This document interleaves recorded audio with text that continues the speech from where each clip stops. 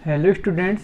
तो class 11th के अंतर्गत जो अपना जो लेसन चला भी कौन सा सेकंड, इससे लास्ट क्लास में हमने पढ़ा है मोनेरा जगत के बारे में। आज जो यहाँ पर अपना टॉपिक रहेगा वो है क्या भाई, प्रोटिस्टा जगत। तो आज का अपना टॉपिक क्या है, प्रोटिस्टा जगत। तो हमने पढ़ा है कि वीटेकर के अनुसार कि भाई जो सभी जो जीव होते हैं उनका वर्गीकरण 5 जगत में किया गया है। ठीक है, तो हमने सबसे पहला पढ़ लिया मोनेरा, दूसरा कौन सा भी, प्रोटिस्टा। तो आज हम पढ़ेंगे प्रोटिस्टा के बारे में। प्रोटिस्टा के अंतर्गत क्या रखे गए हैं, ऐसे जीव रखे गए जो एक कोशिकीय होते हैं। ठीक है भाई, प्रोटिस्टा के अंतर्गत कैसे जीव रखे गए हैं, एक कोशिकीय जीव की मतलब उनका जो संपूर्ण जो शरीर होता है कितनी कोशिका का बना होता है, एक कोशिका का। और ये जो जीव होते हैं प्रोटिस्टा के अंतर्गत रखे गए हैं कैसे होते हैं, ये यूकैरियोट्स होते हैं। यूकैरियोट्स का मतलब क्या होता है, यूकैरियोट्स, यू का मतलब क्या होता है हमने बताया, वेल होता है। ठीक है, वेल का मतलब अच्छा, और कैरियोट्स का मतलब क्या होता है, न्यूक्लियस होता है। न्यूक्लियस का मतलब क्या होता है, केंद्रक। तो हम कह सकते हैं कि भाई यूकैरियोट जो जीव होते हैं इनमें क्या होता है, सुविकसित केंद्रक पाया जाता है। तो हम यहाँ पर पढ़ेंगे कि प्रोटिस्टा के अंतर्गत कैसे जीव रखे गए हैं, एक कोशिकीय। तो इसके अंतर्गत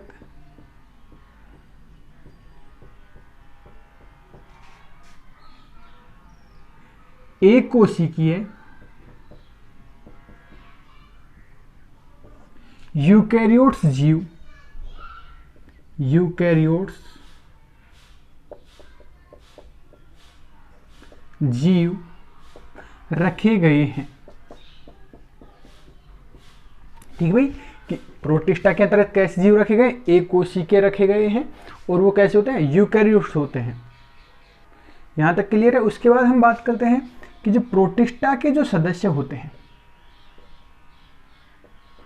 कैसे होते हैं, जलीय होते हैं। जलीय होते हैं कि मतलब इसके अंदर जो जीव रखे गए हैं वो सारे कैसे होते हैं, जलीय होते हैं। मतलब कहां पाए जाते हैं, वो जल में पाए जाते हैं। इसके अलावा नेक्स्ट बात हम बात करते हैं तो वो होता है यूकैरियोट्स के कारण, यूकैरियोट्स के कारण इनमें संगठित केंद्रक व झिल्ली युक्त कोशिकांग पाए जाते हैं। झिल्ली युक्त कोशिकांग पाए जाते हैं। यहां तक क्लियर है भाई कि भाई जो जीव होते हैं उनको केंद्रक संगठन के आधार पर वो कितने होते हैं, 2 प्रकार के होते हैं। एक तो होते हैं कौन से, प्रोकैरियोट्स होते हैं, दूसरे होते हैं यूकैरियोट्स। तो प्रोकैरियोट्स का मतलब होता है प्रिमिटिव न्यूक्लियस, उनमें मतलब आधे केंद्रक हम कह सकते हैं कम विकसित प्रकार का केंद्रक पाया जाता है, और उनमें झिल्लीयुक्त कोशिकांग नहीं पाए जाते। जबकि जो यूकैरियोट्स होते हैं उनमें क्या पाया जाता है भाई, संगठित केंद्रक पाया जाता है और झिल्लीयुक्त कोशिकांग पाए जाते हैं। देखिए और क्या लक्षण है प्रोटिस्टा जगत के अंतर्गत जो जीव पाए जाते हैं, तो कुछ प्रोटिस्ट जीवों में, प्रोटिस्टा के सदस्यों में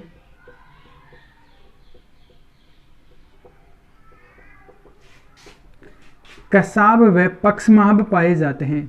कसाब व पक्षमाभ पाए जाते हैं। अब पक्षमाभ और कसाब क्या होते हैं, ये क्या होते हैं कि छोटे छोटी संरचनाएं होती हैं। ठीक है, रोमिल संरचनाएं होती हैं रोम के समान, जो क्या करती हैं, इनके गमन में सहायक होती है। तो हम भाई पक्षमाभ की बात करें तो ये क्या होते हैं, जैसे युगलीना जो होता है, युगलीना होता है उनमें क्या पाए जाते हैं, पक्षमाभ पाए जाते हैं। फ्लैजेला, सॉरी, जो ये युगलीना होता है उसमें क्या पाए जाते हैं, कसाब पाए जाते हैं। ठीक है भाई, कसाबिका। तो ये क्या है, युगलीना जीव होता है, इसमें क्या पाई थी, कसाबिका पाई थी। ये क्या होती है, रोमिल संरचना होती है जो इसको क्या होती है, गमन में सहायक होती है। इसके अलावा और हम बात करें तो एक जो जीव होता है वो क्या होता है, पैरामीशियम होता है। ठीक है, ये क्या है, युगलीना प्रोटिस्टा जीव है, और दूसरा क्या होता है, पैरामीशियम। पैरामीशियम में क्या पाते हैं, जो पक्षमाभ होते हैं, ये क्या होती है, छोटी संरचनाएं होती हैं, और जो कसाबिका होती है इसकी तुलना में दृढ़ संरचना होती है। तो ये क्या होती है, कसाबिका से छोटी का होती है। तो जो पक्षमाभ होते हैं वो कहाँ पाए जाते हैं, पैरामीशियम में पाए जाते हैं, और जो कसाबिका होती है वो कहाँ पाई जाती है, जुगलिना में पाई जाती है। तो इसके क्या होते हैं, गति व गमन में सहायक होते हैं। और हम इनमें रिप्रोडक्शन की बात करें तो इनमें जनन अलैंगिक विधि द्वारा, कोशिका संलयन द्वारा व लैंगिक विधि द्वारा होता है।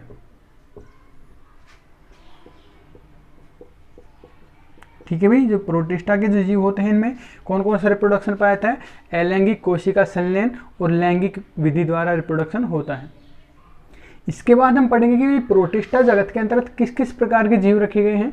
तो उसमें हम पढ़ेंगे भाई क्राइसोफाइट्स रखे गए हैं, डायनोफ्लैजिलेट रखे गए हैं, यूग्लिनोइड रखे गए हैं। ठीक है, इसके अलावा और हम बात करते हो जो स्लाइम मोल्ड्स मतलब अवपंग जो कवक होते हैं उनको रखा गया है। और हम कह सकते हैं कि जो इसके अलावा जो रखे गए हैं प्रोटोजोआ जो संघ होता है उसके जो जीव होते हैं वो भी किसके अंतर्गत रखे गए हैं, प्रोटिस्टा के अंतर्गत रखे गए हैं। तो यहाँ हम सबसे पहले पढ़ेंगे क्राइसोफाइट के बारे में। तो प्रोटिस्टा जगत के अंतर्गत अपना जो सबसे पहला जो समूह है क्या है, क्राइसोफाइट। ठीक है भाई, पहला समूह क्या है, क्राइसोफाइट्स।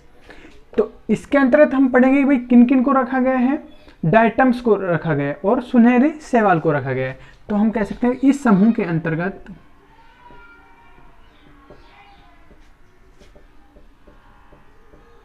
डायटम्स व सुनहरे शैवाल को रखा गया है। ठीक है भाई, क्राइसोफाइटा के अंतर्गत किस किस को रखा गया है, एक तो डायटम्स और दूसरा क्या है, सुनहरे शैवाल को रखा गया है। उसके बाद हमने पढ़ा है कि भाई सभी जो जीव होते हैं प्रोटिस्टा के वो किस में पाए जाते हैं, जल में पाए जाते हैं। तो किस प्रकार के जल में पाए जाते हैं, जो डायटम्स होते हैं ये स्वच्छ जल। स्वच्छ जल की बात करें तो हम कह सकते हैं झील में, तालाब में, पोखर में। हम कह सकते हैं अलवणीय जल व लवणीय जल। लवणीय जल की बात करें, लवणीय जल पाया तो कहाँ पाया जाता है, समुद्रों में पाया जाता है। तो ये कहाँ पाए जाते हैं, स्वच्छ जल व लवणीय जल में पाए जाते हैं।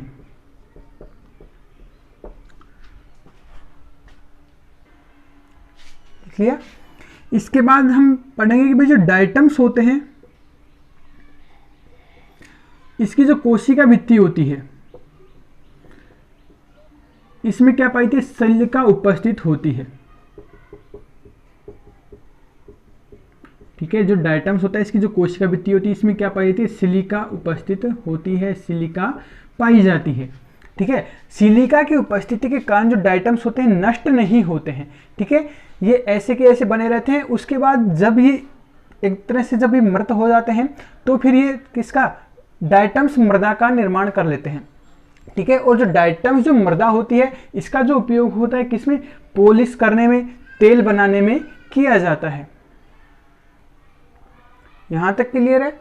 उसके बाद हम सेकंड इसके समूह की बात करें तो सेकंड जो समूह होता है वो क्या होता है, डायनोफ्लैजिलेट्स। डायनोफ्लैजिलेट्स इसका प्रोटिस्टा जो जगत है इसके अंतर्गत दूसरा जो समूह अपना क्या है, डायनोफ्लैजिलेट्स। अब हम पढ़ेंगे कि डायनोफ्लैजिलेट्स क्या होते हैं। तो इसमें जो जीव होते हैं कैसे होते हैं, समुद्री होते हैं और प्रकाश संश्लेषी होते हैं। इस समूह के जीव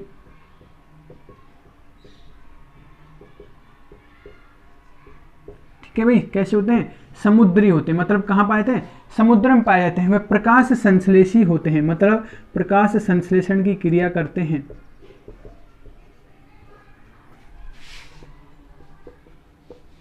यहां तक क्लियर है।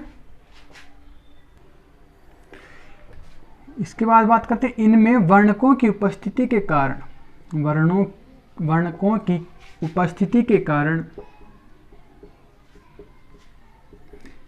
ये क्या होते हैं, विभिन्न कलर के होते हैं। कि जैसे ये कैसे होते हैं भाई, लाल होते हैं, पीले होते हैं, हरे होते हैं, वे भूरे होते हैं। ठीक है भाई, जो डायनोफ्लैजिलेट्स के जो सदस्य होते हैं इनमें क्या पाते हैं, विभिन्न प्रकार के वर्णक पाए जाते हैं, और वर्णकों की उपस्थिति के कारण ही क्या होते हैं, विभिन्न प्रकार के रंग रिप्रेजेंट करते हैं, या हम कह सकते हैं कलर रिप्रेजेंट करते हैं, जो कैसे होते हैं, वर्णकों की उपस्थिति के कारण लाल, पीले, हरे व भूरे कलर के होते हैं। और इनकी हम कोशिका भित्ति की बात करें तो इनकी जो कोशिका भित्ति होती है किसकी बनी होती है भाई, सेलुलोज की बनी होती है। तो इनकी कोशिका भित्ति, इनकी कोशिका जो भित्ति होती है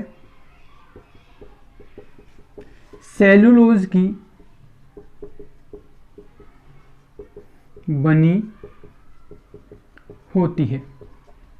ठीक है, डायटम्स में मैंने पढ़ा था कि उनकी जो कोशिका भित्ति में क्या प्रेजेंट होता है, सिलिका प्रेजेंट होती है, जबकि जो डायनोफ्लैजिलेट्स के जो सदस्य होते हैं इनमें जो कोशिका भित्ति होती है किसकी बनी होती है, सेलुलोज की बनी होती है। और इसके जो सदस्य होते हैं वो कैसे होते हैं, उनमें क्या प्रेजेंट होती है, कसाबिका उपस्थित होती है। नाम से स्पष्ट है, डायनो का मतलब क्या होता है भाई, दो।